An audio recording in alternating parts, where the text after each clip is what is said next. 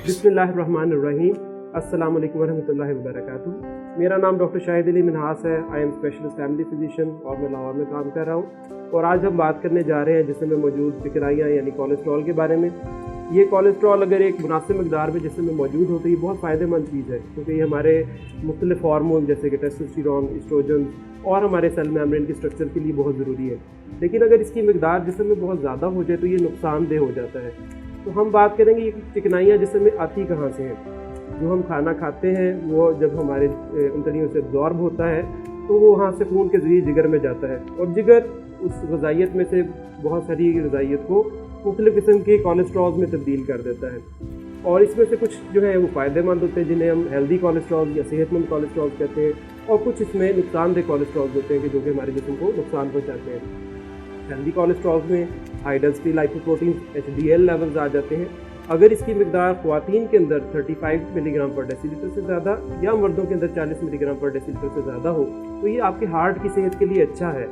इसी तरह जो नॉन हेल्दी कोलेस्ट्रॉल्स हैं उनके अंदर ट्राइग्लिसराइड्स आ जाते हैं और लो डेंसिटी लाइपोप्रोटीन्स आ जाती हैं। अगर इनकी मकदार जिस्म में बढ़ जाए, जैसे कि ट्राइग्लिसराइड अगर मोर देन 200 मिलीग्राम पर डेसीलीटर हो, या अगर जो है LDL cholesterol more than 130 milligram पर डेसीलीटर हो, तो ये आपके दिल के लिए फ़ायदेमंद नहीं है। और जब इनकी मकदार जिस्म में ज़्यादा बढ़ना शुरू हो जाए तो ये आपको हार्ट अटैक या फालिज जैसे मर्ज़ में मुब्तला कर सकता है। तो अब हम ये जानना चाहेंगे कि कोलेस्ट्रॉल जो है इसके बढ़ने की वजूहात क्या है। इसका सबसे बड़ा जो ताल्लुक़ है वो हमारे खाने पीने की हैबिट्स के साथ है। वो लोग जो बहुत ज़्यादा मुरग़्ग़र ग़िज़ाएँ इस्तेमाल करते हैं और जिनमें चिकनाई वाली चीज़ें ज़्यादा आती हैं, जैसे मक्खन है, जैसे जंक फूड है, जैसे हाई अमाउंट ऑफ चीज़ है, और इसी तरह घी, देसी घी वगैरह का इस्तेमाल है, ये सारे कोलेस्ट्रॉल को बढ़ाने का बायस बनते हैं। और स्पेशली इसके अंदर हमारे डाइट के टाइमिंग का बहुत ताल्लुक है। आजकल हम जैसे कि देखते हैं कि लोग जो है नाश्ता छोड़ देते हैं और रात का खाना जो है वो बाहर से खाया जाता है और वो सबसे हैवी मील होता है पूरे दिन का।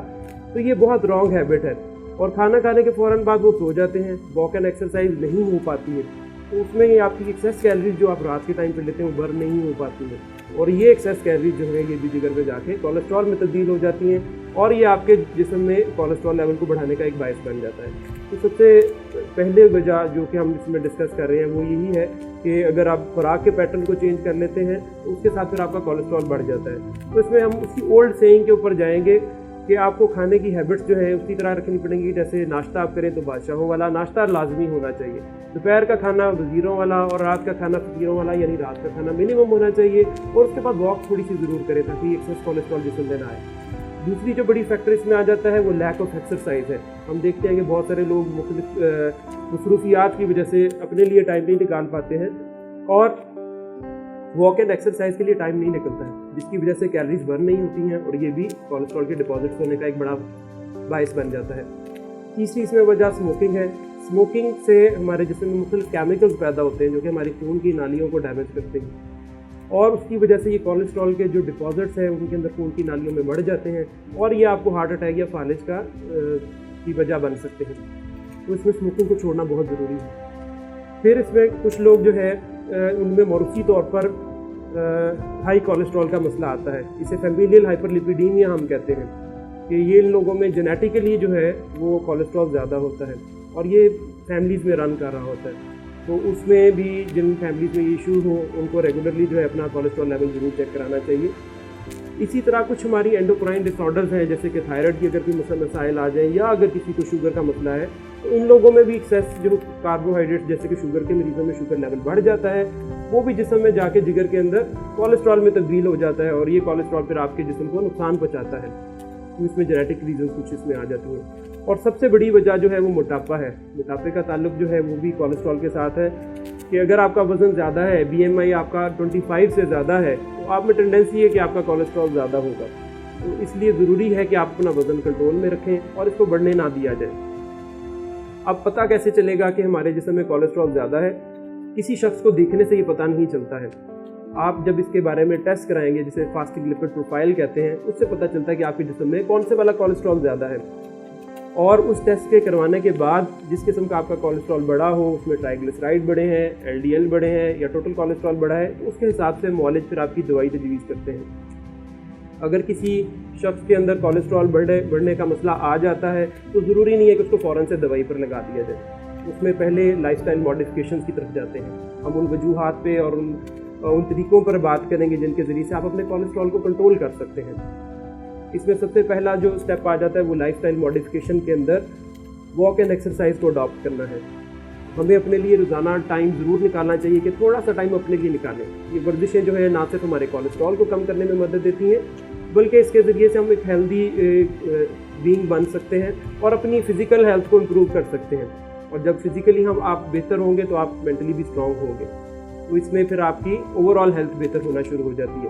تو جو ٹارگیٹ لیولز آتے ہیں جو کہ ایکسرسائز کے ہم سجیسٹ کرتے ہیں وہ ایک ویک میں 150 to 300 منٹس ہونا چاہیے. اس میں آپ آدھا ٹائم ایروبکس کو دیں, آدھا ٹائم جو ہے وہ آپ مسل بلڈنگ ایکسرسائزز کو دیں اور اسے ریگولر روٹین بنا لیں. وہ لوگ جو ریگولر ایکسرسائز کرتے رہتے ہیں ان کے اندر کولیسٹرول بڑھنے کا معاملات جو ہیں وہ کم سے کم رہتے ہیں.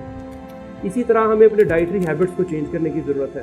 اس میں چکنائی, تلی ہوئی چیزیں, مرغن غذائیں, گھی, اس کو کم کیا جائے. بیکری کی چیزیں, مٹھائیاں, ان کو کم کیا جائے اور اس کی جگہ ہیلدی ڈائٹ کو دیں. ہیلدی ڈائٹ کے اندر فروٹس اپنی ڈائٹ میں شامل کریں, سبزیاں شامل کریں جن میں ہائی فائبر ہے. ہائی فائبر والی خوراکیں وہ آپ کے کولیسٹرول کو کم کرنے میں مدد دیتی ہیں. اسی طرح آئل کے اندر آپ اولیو آئل یا کینول آئل یوز کریں. یہ انسیچوریٹڈ فیٹس ہیں اور ان کی وجہ سے کولیسٹرول نہیں بڑھتا ہے. اگر آپ گھی یا جو ہے دیسی گھی استعمال کرتے ہیں تو وہ سیچوریٹڈ فیٹس ہیں. اسی طرح اینیمل سورس کی جو پروٹینز ہیں, ریڈ میٹ آ جاتا ہے جس کے اندر, اس کو کٹ ڈاؤن کرنے کی ضرورت ہے. اگر آپ ریڈ میٹ کا انٹیک زیادہ کرتے ہیں تو یہ بھی آپ کے جسم میں کولیسٹرول کو بڑھانے کا باعث بنتا ہے. اس کو کٹ ڈاؤن کرنے کی ضرورت ہے. آپ لے سکتے ہیں لیکن ایک لمیٹڈ اماؤنٹ کے اندر لیں گے. لین میٹ استعمال کریں. اسی طرح کولڈ ڈرنکس, چائے کا استعمال کم سے کم کریں. واک اینڈ ایکسرسائز کو ریگولر روٹین میں بنائیں. پانی بہترین ڈرنک ہے اور اس کو آپ کولڈ ڈرنکس کے متبادل کے طور پہ استعمال کریں اور اسی کو استعمال کریں تو زیادہ فائدہ مند ہے. یہ آپ کے خون کو گاڑھا ہونے سے بھی بچاتا ہے اور آپ کی ہیلتھ کے لیے بہتر ہے. اسی طرح آپ نے اگر کسی شخص کا کولیسٹرول زیادہ آ گیا ہے تو یہ ساری چیزیں اڈاپٹ کریں گے تو پھر یہ سارے کولیسٹرول کے معاملات بہتر ہونا شروع ہو جائیں گے. وہ لوگ جن میں دوسری بیماریاں آ جاتی ہیں, جیسے کہ اگر کسی میں ہارٹ کی پرابلم ہے یا کسی کو پہلے فالج ہو چکا ہوا ہے تو اس میں کولیسٹرول کی دوائی لینا لازمی ہو جاتا ہے اور اس کو وہ لائف لانگ لینی پڑتی ہے. اس میں بھی ہمیں رسک فیکٹر جو ہیں ان کو کم کرنے کی ضرورت ہے کہ اگر کسی کو شوگر ہے, اگر کسی کو کوئی اینڈوکرائن پرابلم جیسے تھائرائڈ ہے, ہائپوتھائرائڈزم کا ایشو ہے, ان میں کولیسٹرول بڑھنا شروع ہو جاتا ہے, تو ان ایشوز کو ایڈریس کیا جائے.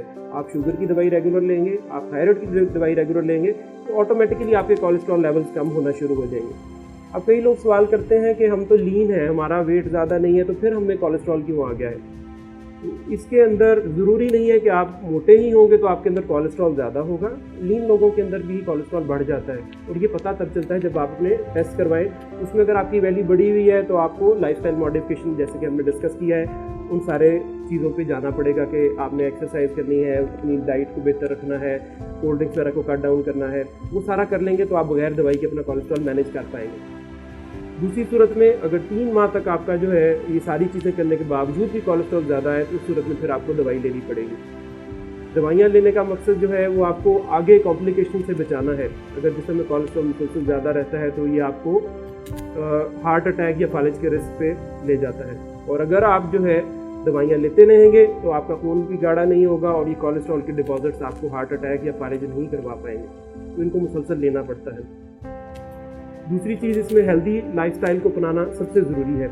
ان دا and I would say know to cholesterol and سے یس ٹو ہیلدی لائف سٹائل.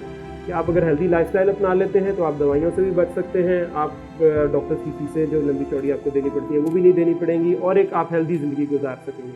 امید ہے یہ ویڈیو آپ کے لیے فائدہ مند ہوگی. دعاؤں میں یاد رکھیے گا. اللہ حافظ.